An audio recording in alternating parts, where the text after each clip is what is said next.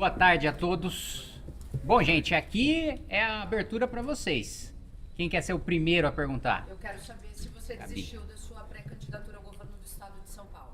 Sim, agora eu disputo a reeleição como deputado federal e coordeno agora a parte da equipe do Ministério da Reforma de Estado, né? Como eu coloquei ali, é um ministério que vai passar, é transversal, vai passar por vários setores, Ministério da Gestão, Ministério do Trabalho, Ministério da Previdência, vai trabalhar junto com a Casa Civil, junto com a Secretaria-Geral, Secretaria de Relações Institucionais.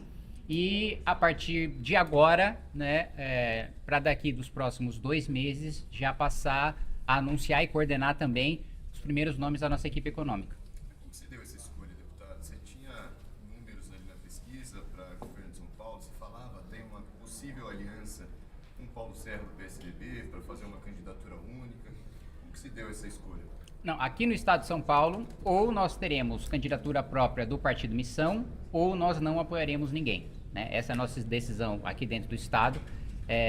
A nossa constatação, eu sei que para a maioria de vocês isso ainda não é plausível, mas para a gente já é uma convicção de que o Renan vai vencer as eleições e da necessidade de ter alguém na esplanada com experiência dentro do Congresso Nacional para ter uma equipe técnica, mas ao mesmo tempo ter uma condução política, para a gente não repetir, por exemplo, havia técnicos que deram credibilidade para o mercado na equipe de Jair Bolsonaro, mas a condução política ali, por exemplo, por parte do Paulo Guedes foi um desastre. Né? Então a gente precisa, nós teremos os melhores técnicos junto com a gente, e eu falei lá em cima dos vários nomes que me inspiraram no meu mandato, dos meus mandatos de deputado federal, e que eu estou 100% aberto para escutar cada um deles. Não adianto para vocês, antes que alguém pergunte, não conversei com nenhum deles, não fiz convite para nenhum deles, mas vai ser da fonte deles que eu vou beber.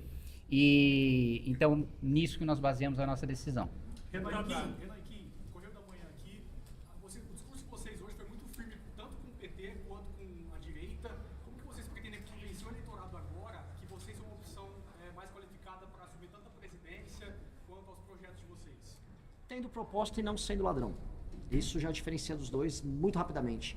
Haverá uma série de depoimentos novos do senhor Vorcaro e nós não apareceremos nele em nenhuma medida.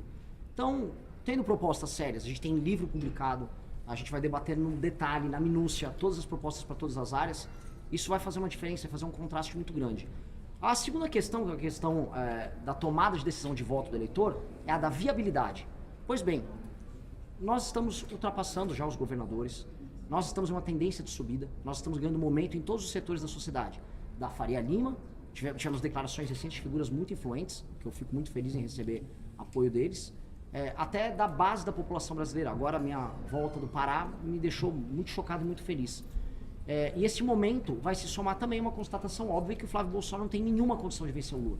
Por uma questão lógica, as pessoas tomarão uma decisão pragmática também em olhar para aquele que é viável, que está vindo logo em terceiro, para colocar em segundo e aí, como diz o Kim, aí é segundo turno em história. Candidato, o tema é urna eletrônica, confiabilidade ou voto impresso. Qual a posição do senhor sobre esse nosso sistema de votação? Pra gente essa história é uma história encerrada. Essa não é uma história que a gente está colocando em discussão nessas eleições. Só para entender, vocês, embora o deputado aqui não tenha aceitado ser candidato a governador, o Missão terá candidato aqui em São Paulo? Você falou que pode ser essa decisão será tomada em breve, é isso? Ou ter candidato ou não ter, ou não apoiar ninguém?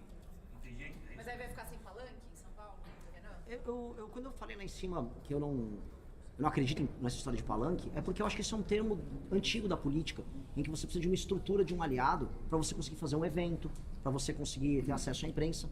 Eu não preciso disso na candidatura e na pré-candidatura. De verdade, eu consigo fazer todos os meus eventos e rodar as nossas agendas sem ter um aliado, candidato. A nossa lógica política é uma lógica, vamos botar aí, 3.0, não é nem da internet, é já pós redes sociais, é das comunidades. A gente tem uma comunidade muito engajada e isso nos permite fazer pré-campanha e campanha sem demandar isso. Quem seriam os possíveis candidatos do Missão ao governador, agora que o Kim não será? Bom, primeiro, Zanini, a nossa escolha ou é ter uma candidatura própria ou é não ter e não apoiar ninguém. Eu acho que isso precisa ficar claro no primeiro momento.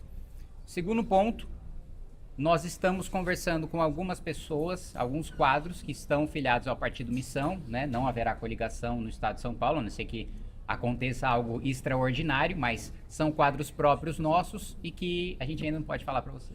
No cenário hipotético, no segundo turno, imagina que seja Tarcísio e Fernando Haddad.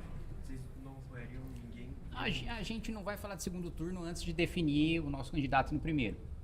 Então, as pesquisas apontam que caso você não seja o candidato, a chance do Tarcísio vencer no primeiro turno é muito grande. O que vocês têm a dizer sobre isso? Olha, acho que aí é a questão da preocupação da campanha do Tarcísio. Eu acho que, inevitavelmente, em nós tendo uma candidatura própria, ainda que o nome não seja eu duvido muito que qualquer candidato vença no primeiro turno. Você citou vários economistas aí que poderiam ser colaboradores. Algum deles pode virar uma espécie de porta-voz econômico da candidatura presidencial, o posto Ipiranga do Renan, algo parecido? Não, olha, eu não vislumbro agora nós termos um chancelador, uma referência que vai ser o posto Ipiranga, por assim dizer. Primeiro, também existe uma diferença fundamental da candidatura do Renan, de nós do Partido Missão, para o Jair Bolsonaro. O Jair Bolsonaro sabia falar absolutamente nada sobre economia. Nós temos o nosso programa já consolidado, que, aliás, será publicado em breve. Nós terminamos de revisar agora toda a parte econômica do Livro Amarelo. Então, nós temos um plano, temos um projeto. Renan sabe falar sobre esse plano, eu sei falar sobre esse plano. Então, o primeiro ponto é de que nós não precisamos de um salvador econômico. Mas a ideia é nós anunciarmos, né, a partir de agora, quando os convites vão passar a ser feitos, nos próximos 2 meses, nomes respeitados no meio acadêmico, no mercado financeiro, para a nossa equipe econômica. Claro, essa decisão e estratégia de vocês com a tentativa de reeleição como deputado, também um cargo no ministério, mas, claro, levando em conta que vocês teriam uma bancada, você seria líder de bancada, participaria de reuniões de lideranças de bancada, e isso também, na visão de vocês, traria mais bons frutos do que uma tentativa de eleição em São Paulo. É que se ele se torna, desculpa te interromper, se ele se torna ministro, ele não pode ser líder de bancada. E, na verdade, a posição dele no Congresso Nacional seria assumida por um suplente. Então, ele teria uma função executiva. E a função dele seria a função executiva de um super-ministro no governo nosso.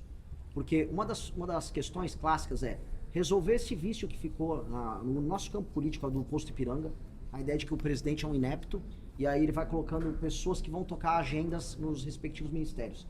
Nós, como partido, construímos a agenda antes. Então a agenda já está pronta, e nós vamos convidar pessoas que referendem aquela agenda, tenham capacidade de gestão, e nós, como grupo político originário, o grupo que veio do MBL, que fundou o partido, nós vamos ter um ministério, um super-ministério para articular essas forças. Até porque não dá para eu falar em desfavelização, sem falar em infraestrutura, e sem falar, por exemplo, em corte de gasto, caso de despesa da parte do Estado. Não vai dar para falar em melhorar a saúde, sem falar em inteligência artificial no SUS, em prontuário único. Como é que a gente vai mexer nessa máquina? Tá aqui a bomba que eu tô jogando no colo dele. Mas é uma bomba que já vem com tese, já vem com os estudos, já vem com aquilo que o nosso grupo construiu anteriormente. Já existe esse suplente? Aí depende da ordem dos candidatos na eleição, né? A gente não sabe quanto cada voto cada um vai ter. Quantos candidatos vocês pretendem eleger? Federais e estaduais? Todos. 513. Todos.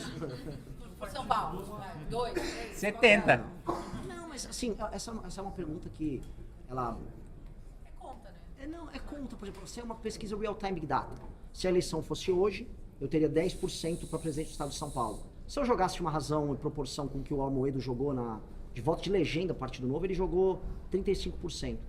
35% aqui em São Paulo, vamos falar que São Paulo tem 20 milhões de eleitores, eu fazer 10 são 2 milhões, 35 são 700 mil. São duas cadeiras de um terço. Só eu jogaria, fora os votos que ele e os outros teriam. Isso, então, eu faria de legenda, ele não está contando legenda. os votos individuais. Então, somando, eu acho que a gente faria no mínimo, num cenário desses, 5 cadeiras para deputado federal. No cenário de hoje, de acordo com o Real-Time Data, que é um tipo de pesquisa que eu não concordo tanto com o método. Dito isso, como eu vou crescer muito, eu acho que o céu é o limite, eu acho que para ser presidente eu tenho que sair com pelo menos 15 em São Paulo. Candidato, o que seria, em resumo, a desfavelização? É literalmente desfavelização. É o que é uma favela não ser mais uma favela. É a ideia de você ir para um bairro que hoje não tem saneamento básico, em que as pessoas não têm título de propriedade sobre as suas moradias, em que os índices educacionais são mais baixos, em que a gravidez na adolescência está mais presente, em que em quase todos os casos o crime organizado está presente, em que as construções não foram autorizadas pela prefeitura, em que em geral são oriundas de uma invasão. Essas construções serem alvo de uma ação revitalizadora por parte do Estado que transforma aquilo num bairro, com ruas, arborização, com lei e ordem, com tratando aquelas pessoas de maneira digna e com investimentos muito pesados através de uma política de leilão reverso, para que em 10 anos o Brasil não tenha mais favela. Que a ideia é criar um marco nacional de desfavelização. Então, quando a gente fala isso, a gente está falando muito em termos literais. É literalmente entender que país que tem favela não é país sério. Um país sério não tem favela. A gente não pode, como um grupo político sério, aceitar que o nosso próprio país seja assim.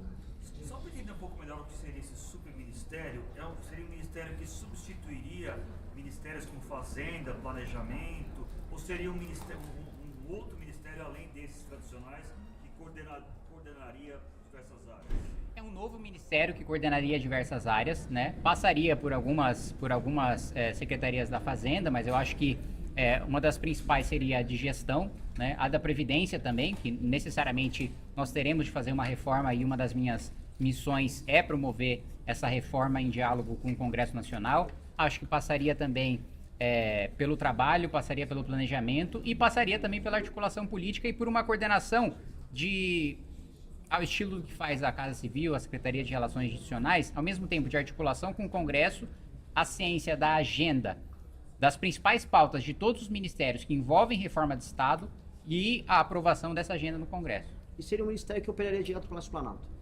Seria transformar o Palácio do Planalto numa startup. Renan, você colocaria quais condições para uma eventual vitória como presidente para o Congresso?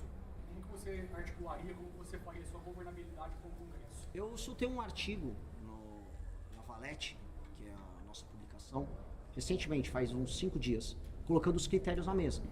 Eu não tenho problema em fazer composição, desde que não seja com pessoas que estiveram, por exemplo, no Jatinho Vorcaro, ou que frequentaram Trancoso recentemente.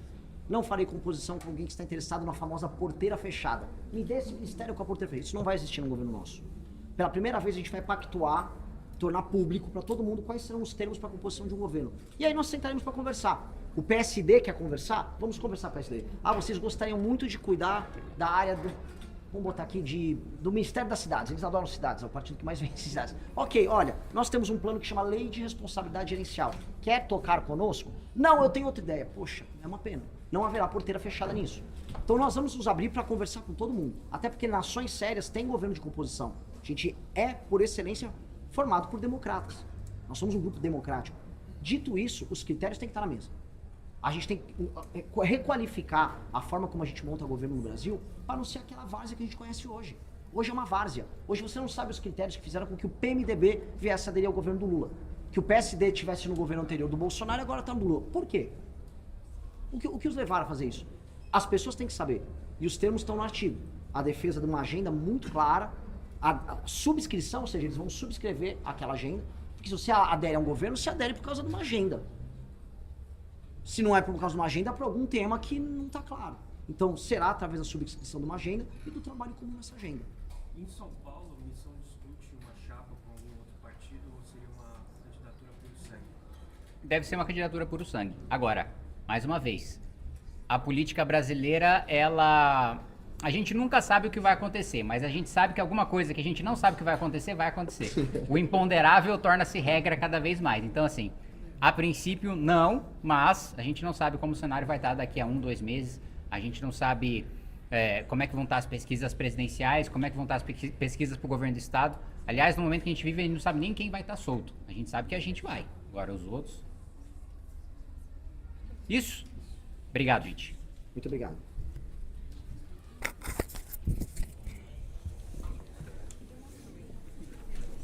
Caso tenha gostado do vídeo, não se esqueça de deixar o like e se inscrever no canal. Até o próximo vídeo!